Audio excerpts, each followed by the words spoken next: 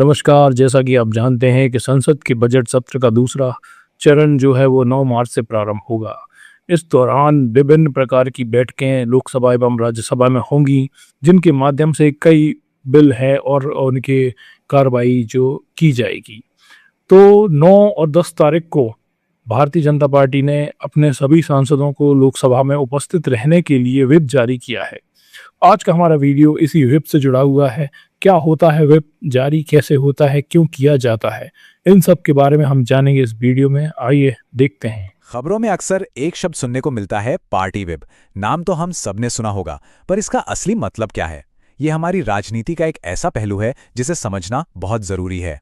तो सवाल यही है, आखिर ये पार्टी व्हिप होता क्या है, ये काम कैसे करता है और इसका हमारे चुने हुए नेताओं पर, मतलब एमपीज और एमएलएस पर क्या असर पड़ता है। चलिए इसी गुत्थी को सुलझाते हैं। सबसे पहले तो इसका मतलब समझ लेते हैं। आसान भाषा में कहें तो व्हिप एक तरह का लिखित ऑर्डर होता है जो पॉलिटिकल पार्टी अपने सांसदों या विधायकों को देती है। और देखिए, इसका नाम कहाँ से आया है, ये बहुत दिलचस्प है। ये शब्द आया है शिकार से। जैसे शिकार में एक विपरिन होता था जो चाबुक से शिकारी कुत्तों को एक लाइन में, एक झुंड में रखता था। राजनीति में भी व्हिप का काम कुछ कुछ वैसा ही है, अपनी पार्टी के मेंबर्स को एक साथ एक लाइन में रखना। तो आज हम क्या क्या जानने वाले हैं। सबसे पहले व्हिप क्या है, फिर देखेंगे कि ये कितने तरह का होता है, अगर कोई इसे ना माने तो क्या होता है, क्या इसके कोई अपवाद भी हैं, और आखिर में हम बात करेंगे अनुशासन और आज़ादी के बीच की एक बहुत बड़ी बहस पर। तो चलिए शुरू करते हैं पहले सवाल से। ये पार्टी व्हिप आखिर है क्या? इसे आप पार्टी के अनुशासन का एक अदृश्य हाथ समझ सकते हैं। दिखता नहीं, पर बहुत ताकतवर होता है। तो इसके काम क्या क्या हैं? देखिए, इसके 4 मेन काम होते हैं।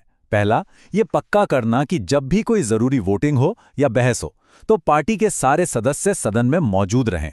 दूसरा, ये तय करना कि सदस्य पार्टी के फैसले के हिसाब से ही वोट करें, अपनी मर्जी से नहीं।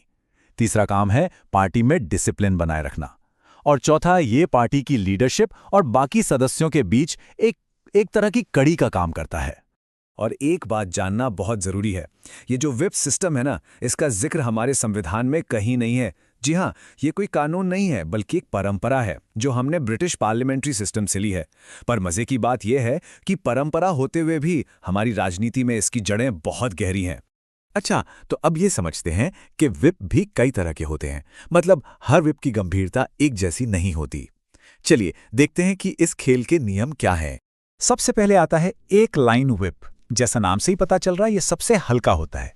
ये बस एक तरह की सूचना है जो मेंबर्स को बताती है कि भाई आज किसी खास मुद्दे पर वोटिंग होने वाली है। इसको मानना या ना मानना सदस्य पर है। फिर आता है 2 लाइन व्हिप। अब ये थोड़ा सीरियस हो जाता है। ये सदस्यों को एक निर्देश देता है कि वोटिंग के समय उन्हें सदन में हाजिर रहना है, मतलब यहां अटेंडेंस कंपलसरी है। और आखिर में आता है सबसे खतरनाक, सबसे ताकतवर 3 लाइन व्हिप। ये सिर्फ एक निर्देश नहीं, एक सख्त आदेश है। इसका मतलब है कि सदस्यों को सदन में मौजूद तो रहना ही है, साथ ही उन्हें पार्टी के बताए हुए फैसले पर ही वोट डालना है। यहां कोई मर्जी नहीं चलती, ये बिल्कुल अनिवार्य है। तो ये स्लाइड इन तीनों के फर्क को बिल्कुल साफ कर देती है। 1 लाइन व्हिप बस एक जानकारी, 2 लाइन व्हिप सदन में हाजिर रहने का निर्देश, और 3 लाइन व्हिप पार्टी के हिसाब से वोट करने का सख्त आदेश। इसे तोड़ा तो खैर, उसके अंजाम की बात हम आगे करेंगे। हाँ, तो सवाल यही है कि अगर कोई सदस्य इस सबसे सख्त वाले यानी 3 लाइन व्हिप को मानने से इनकार कर दे तो फिर क्या होगा। चलिए देखते हैं कि ये लाइन क्रॉस करने का नतीजा क्या होता है। जरा सोचिए, किसी सांसद या विधायक को लगता है कि पार्टी का फैसला देश या उनके क्षेत्र के हित में नहीं है और वो हिम्मत करके 3 लाइन व्हिप के खिलाफ वोट कर देता है, तो उसका क्या होगा? तो इसका जवाब छिपा है दल बदल विरोधी कानून में। जी, हमारे संविधान की 10वीं अनुसूची में। इस कानून के तहत 3 लाइन व्हिप को न मानना दल बदल माना जा सकता है, और ये एक बहुत ही सीरियस मामला है। तो होता क्या है, देखिए, पार्टी फौरन सदन के अध्यक्ष यानी स्पीकर के पास शिकायत करती है, और अगर स्पीकर को लगता है कि व्हिप का उल्लंघन हुआ है तो वो उस सदस्य को अयोग्य घोषित कर सकते हैं। मतलब ये कि उस नेता की संसद या विधानसभा की सीट चली जाएगी, करियर पर एक तरह से ब्रेक लग सकता है। लेकिन क्या इस सख्त नियम से बचने का कोई रास्ता है? क्या कोई अपवाद भी है? जी हां, कुछ ऐसी खास परिस्थितियां हैं जहां व्हिप की ये ताकत काम नहीं करती। और इससे बचने का रास्ता एक नंबर में छुपा है। 2/3 दल बदल विरोधी कानून में इस आंकड़े की बहुत बड़ी अहमियत है।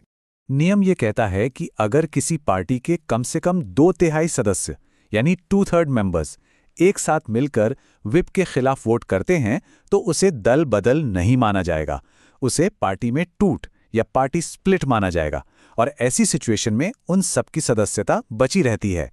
इसके अलावा भी कुछ मौके हैं जहां व्हिप लागू नहीं होता, जैसे कि राष्ट्रपति के चुनाव में। वहां हर सांसद और विधायक अपनी मर्जी से अपनी अंतरात्मा की आवाज सुनकर वोट देने के लिए आजाद है। कोई पार्टी उन पर दबाव नहीं डाल सकती। इसी तरह उपराष्ट्रपति और राज्यसभा चुनावों में भी व्हिप का रोल बहुत लिमिटेड होता है।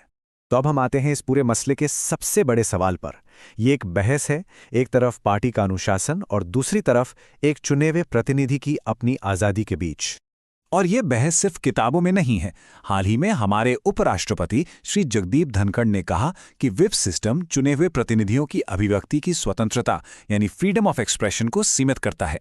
उनका ये बयान इस बहस को और भी ज्यादा अहम बना देता है। तो देखिए, व्हिप के पक्ष और विपक्ष दोनों में मजबूत तर्क हैं।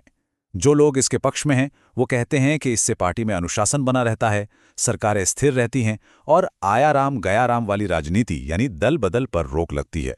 लेकिन जो इसके खिलाफ हैं उनका कहना है कि ये तो अभिव्यक्ति की आज़ादी पर हमला है।